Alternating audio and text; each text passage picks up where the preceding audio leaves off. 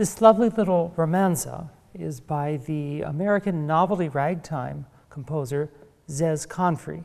He wrote it in 1923 at a time when his fame was at its all-time peak because he had just written one of the greatest novelty ragtime hits of the early 20th century, Kitten on the Keys.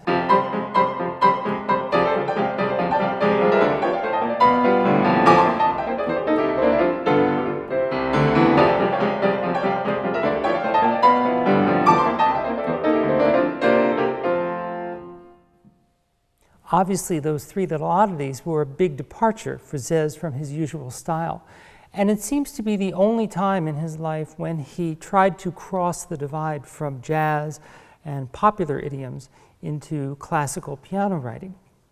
I think he was trying to show that he could do that just as well as George Gershwin.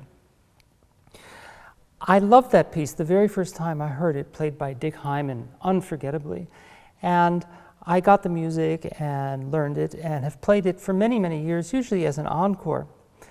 But it's always stuck in the back of my head somehow that the piece sounded terribly over-familiar, as if, that kind of nagging thought, I've heard that before. And then one day it struck me that indeed I had heard it before. I had heard it before in the guise of the piece To a Wild Rose by Edward MacDowell, the first of MacDowell's woodland sketches, Opus 51.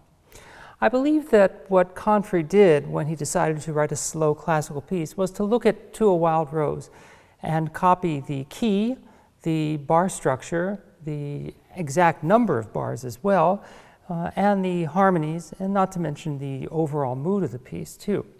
He changed the melody to a sort of more upbeat kind of style, but essentially it's the same work. I think Zez did a pretty good job of his update. Here's the original, To a Wild Rose by Edward MacDowell.